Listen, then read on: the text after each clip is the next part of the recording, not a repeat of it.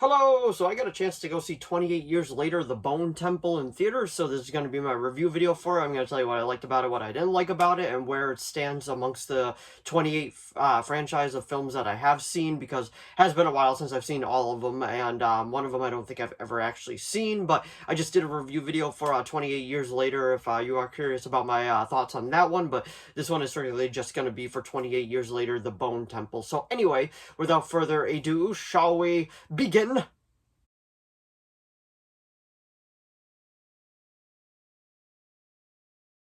So like I was saying, I have seen 28 Days Later, then I did not see Weeks, and then I did see 28 Years Later. So I do have to see that one film, even though I heard it's actually the weakest out of the franchise.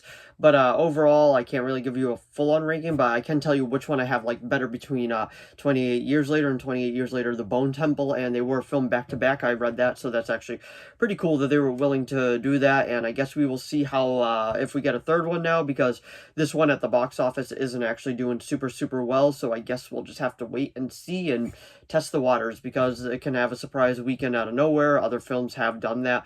But if you haven't seen the first one, this is literally a direct continuation, so I am glad that I decided to watch the first one before I went to go see this one, because like I can't believe like how much of a direct continuation it is. Like it ends with Spike ending up with the Jimmy Gang, and literally it opens up with Spike with the Jimmy Gang, and all the other characters that we met in the first one are back in this one, besides like his Spike's entire like little island, because this is more about Doctor, the Doctor played by Ralph Fiennes, I believe his name is. He did an amazing job. He's probably the best actor in this, even though Jimmy is really good too, and it's the same guy from Sinners. Like the guy is just like, he plays these villain roles so well, and this movie does have a few scenes that do make you wince. I'm warning you now, because it was there was a scene where like they keep this family hostage, and the Jimmy Gang decides to remove their shirts, but I don't mean actually like physical shirts like this. I mean like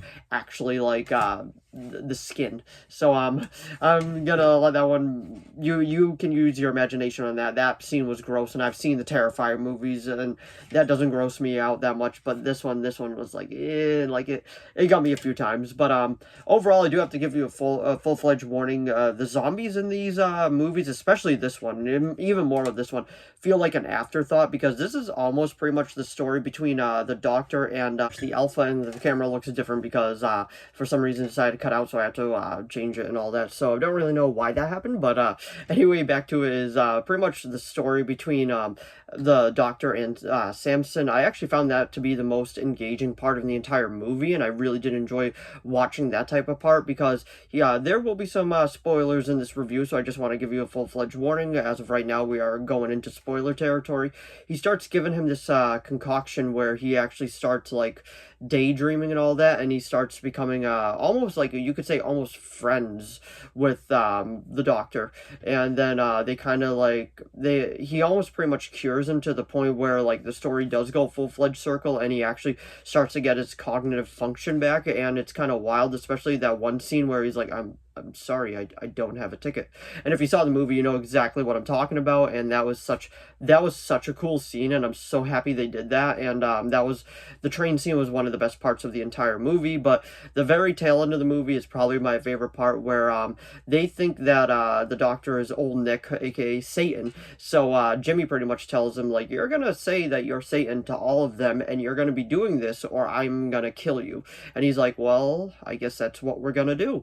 And pretty much what it was he puts on this whole show with Iron Maiden blast and all that, 666, the number of the beast, and it is actually just so much fun to watch. He pretty much drugs him, kind of, because it makes him see it pretty much bigger, like larger than life, and it's just like, wow, okay, so this is fun.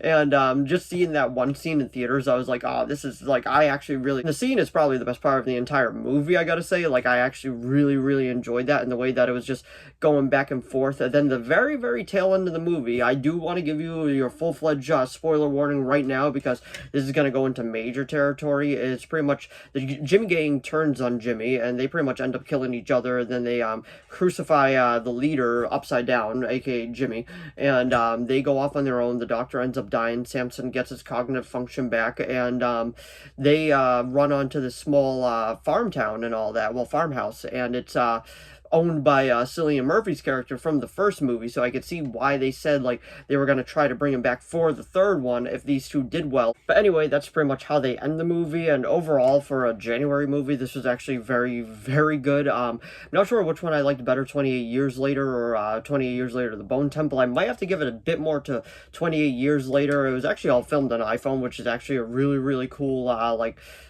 nugget of knowledge, I guess you could call it, than what I was expecting from it. But overall, I actually really enjoyed both of these. But for January movies, this is probably a big surprise, especially this and Primate both in the same month. I'm like, you know what, January movies are starting to turn around a little bit, and I would probably give it a solid 7 out of 10. Like, it was much better than what I was expecting. But anyway, that was my review of 28 Years Later, The Bone Temple.